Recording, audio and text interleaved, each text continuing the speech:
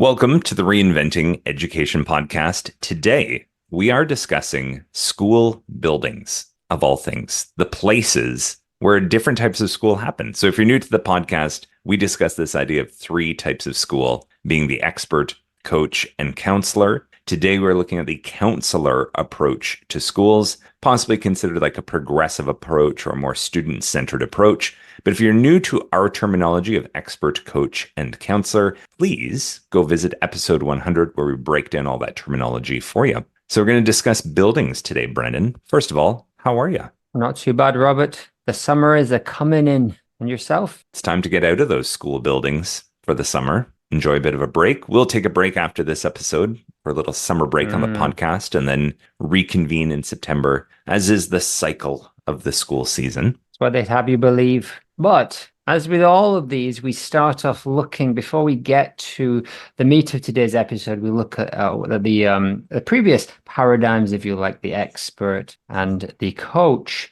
So, Rob, what would an expert-centered schoolhouse look like? Yeah, so historically, this harkens back to even the days of like the one-room schoolhouse. And through all three of these, what we're going to see is that the approach to pedagogy and the beliefs around what education should be are resonating through the buildings and the environments where the learning is happening. So traditional school, where we're looking at the expert-centered school, we're looking at one-room schoolhouses, potentially like a more ornate style building, and like something that could be mistaken for like a town hall, a museum, or a church. And typically like very utilitarian classrooms. Like, this brings back that very conventional sense of like multiple desks in rows. If we're talking one-room schoolhouses, you got each grade in each row, still like a nice yard around the school. But typically, this building looks like it is a part of the community that it is in. What's evolved, though, and what probably most of us imagine when we think of a school, is this more coach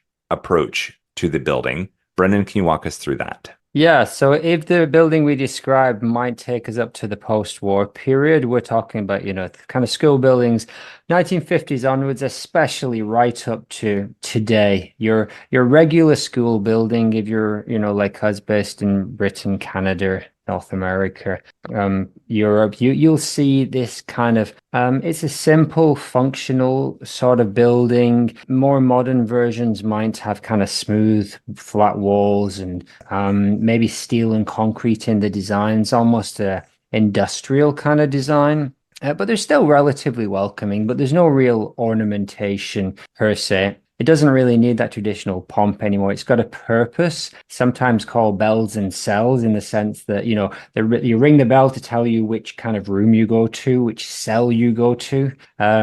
It's kind of low maintenance in terms of its greenery. Often you'll get lots of light and lots of windows, and the rooms themselves are kind of more geared towards specialization. So you might have a science lab, you might have a library, etc. Not that you didn't have those all the time in more traditional buildings, but they evolved over time to become more and more common. And so, this is the sort of building that you'll see if you just walk around your neighborhood. It's a regular schoolhouse even in 2024. Now, if we move on to the counselor-centered approach, what might we see those kind of school buildings looking like? So initially from the outside, there's a good chance it might not look dramatically different than a coach approach to a school. Likely what you're going to see is some kind of coach building that has been taken over by a new pedagogy, and the interior of the building is being utilized differently. So from the outside, perhaps it still looks like that coach school, but inside you're going to see big open shared spaces. So much less those cells, those cell walls dissolve. You've got workshop areas. So again, that kind of specialization you were just talking about, how we, get into a science area and we get into a library and stuff like that. We maybe lose the kind of disciplinary focus of that and just more open it up to having access to the resources and workshops and spaces that you need. Harkening back to, some of these Illich ideas that we discussed. Open space, open areas, and also the potential to have like your own unique space. So in the expert and in the coach, you've probably got your own desk. Maybe you have your own locker or your space on the coat rack. But here you've got like your own unique space for your own work. and that can look like what you want it to look like. Yeah, and when we talk to Hans at the Agora, in the Netherlands, that's essentially what they have. Each person has an area of their own. And I talked about my kind of experience when I studied art at university. It was very similar. We had our own areas, and you can work with other people, you can collaborate, you can change what your space looks like. You can get more or less space depending on what you need. And then you can bring resources into that space or go visit areas where there might be some resources. So you're essentially turning, kind of the whole building is available for you to use for your inquiries and your investigations, both inside and outside. We talked a while back about the circle schools as well, which some of those were also, they just had areas outside and all around where you can explore and maybe build bigger projects or projects that are more suited to that. So it very much is just ready to be utilized for whatever it is that your inquiry or your investigation leads you, your questioning leads you to. And it might have shared maker spaces, but it also might just have a bunch of tools that you can move around, and whether they're arts or whether they're engineering or something along those lines. And it's kind of like together with your community, with your teachers, you're going to the space is going to be what it needs to be. It's kind of not pre-designed in that sense. It's more ready to be used for whatever emerges.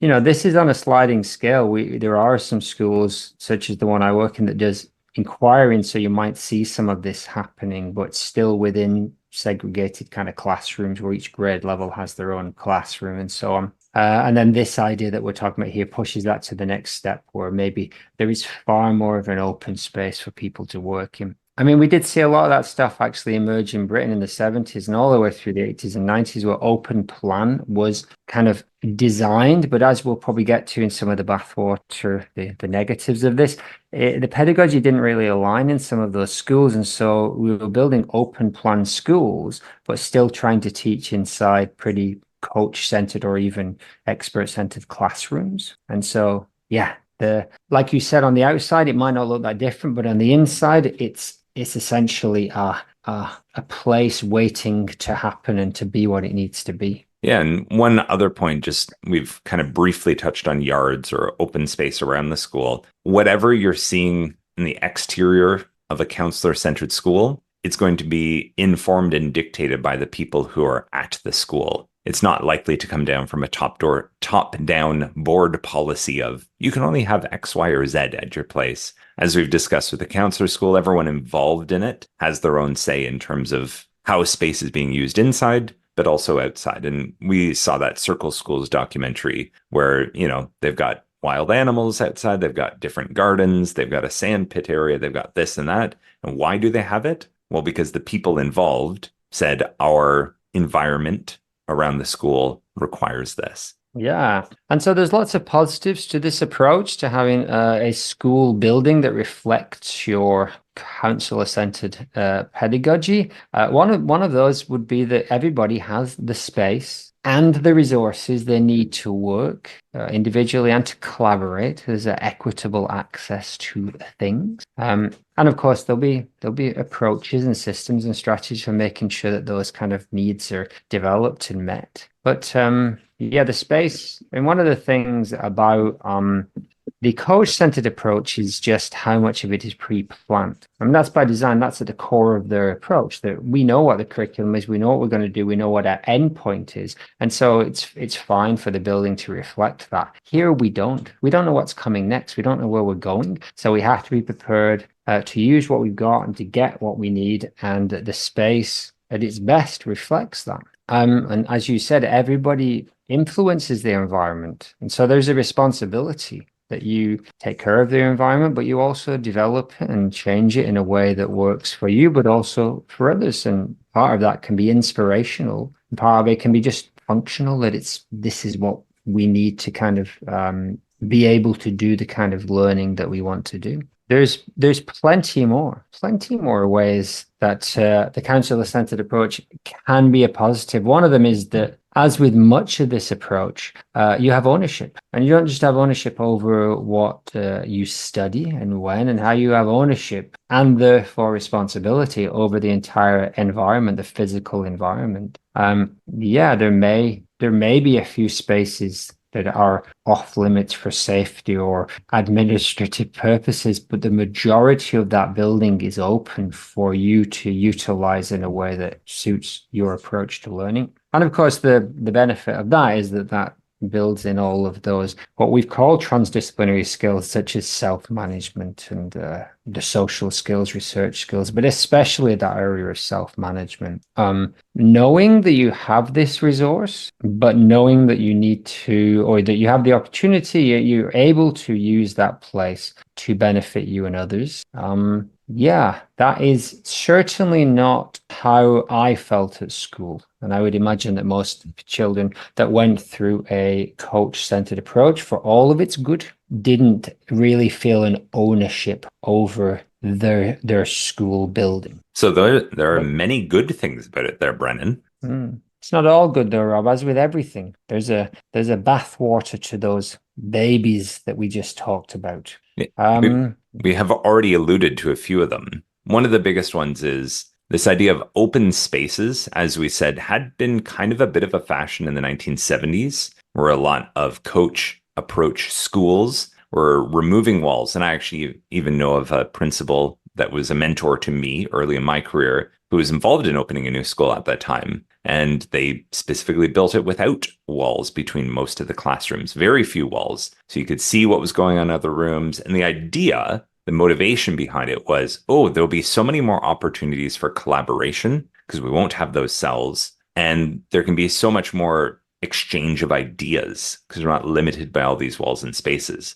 Despite that enthusiasm, this person themselves admitted it didn't work. And part of that reason is removing the walls isn't the same as making an open plan ideology, because what was happening was even though the space was open and available to a more student-centered, student-led approach, teachers were still trying to carry out a more coach or expert approach to teaching. And that open environment is not conducive or is not helpful to an expert or coach approach. It actually creates more distractions. It actually creates more difficulty, for focused work times and these sorts of things. So I think the big takeaway from this episode is just like that kind of shape and form design piece of we want learning environments that reinforce and support the kind of learning and the kind of pedagogy that we're trying to bring into these spaces. So yeah, if the building isn't in line with the pedagogy, it actually stops the intended learning. This will be a critique probably more so coming from an expert, possibly coach approach,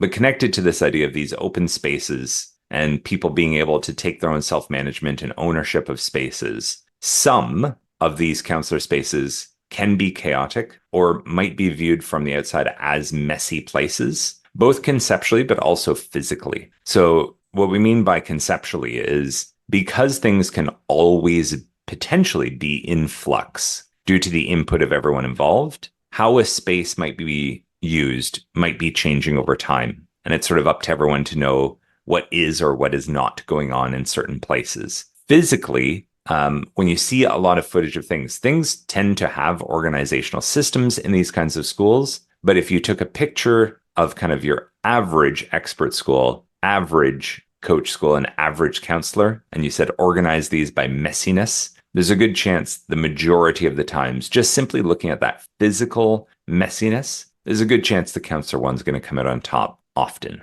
And then finally, all of this openness, all of this flux of the use of the space in buildings, this kind of openness and potentially a removal of routine, back to that idea of the cells and bells telling you where to go and what you'll be doing in that space, potentially does not offer the structure, both in terms of like physical spaces, but also social spaces that many kids, including neurologically divergent students or students with self-management issues, potentially that removal of structure removes some of the certainty that they actually need to thrive and to do well. Now, that will not be the case with everyone, but it is certainly the case for some. Yeah, absolutely. And a lot of this goes hand in hand. If you're trying to address some of those problems, it goes hand in hand with the ratio of students to teachers. I know when we talked to Armin before, his school has a counselor-centered approach, and the ratio of students is pretty low to teachers. So a 1 to 4, 1 to 5 versus a 1 to 25 to 30, as you might find in some coach-centered schools.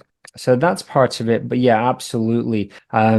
If, going back to the idea of the 8 aspects of school, if anything is out of whack with the others, it's going to impact. And so, one of the things that I read, I can't remember where I got this information from, but it was about the idea of reducing class sizes and how reducing class sizes might help to some degree, but if you're still teaching in a coach-centered or an expert-centered way, it might not necessarily make a more effective learning. It may make it easier in terms of behavior management and so on, but it may not be more effective in terms of learning because it doesn't, for a lot of those coach and expert center, the ratio isn't hugely important if you're able to give a very clear activity to somebody. And that's why I guess things like online courses with hundreds or thousands of students work because they can access the materials and then do the course. That you couldn't run a counselor-centered school with 1,000. The whole idea of it would be that, this works through a process of counseling. This works through a process of unpacking what you're trying to do. And that goes hand in hand with especially having a space to be able to do that. Yeah, so and that chaos for many teachers, so that kind of the very many moving parts is very difficult. It's not comfortable. And yeah, it's a very valid point about whether it meets the needs of all those students. And again, I think ratios plays a part in that, and the number of counselors you have and your inclusion teachers and so on. So yeah, this is an area, as with all of this counselor-centered stuff we're talking about, lots and lots of great ideas, things that get in the way. And for me, it's how much we're interested in addressing those issues and still trying to give students this chance to really explore what's important to them without losing what is really good about those other two models, the coach and the expert. What a conundrum, Rob. What a jolly old conundrum we've got for ourselves. Yeah, I like that we're plugging away at trying to make some sense out of it, though. Hi. Thanks, Rob. Thanks, Brennan. Tool and die.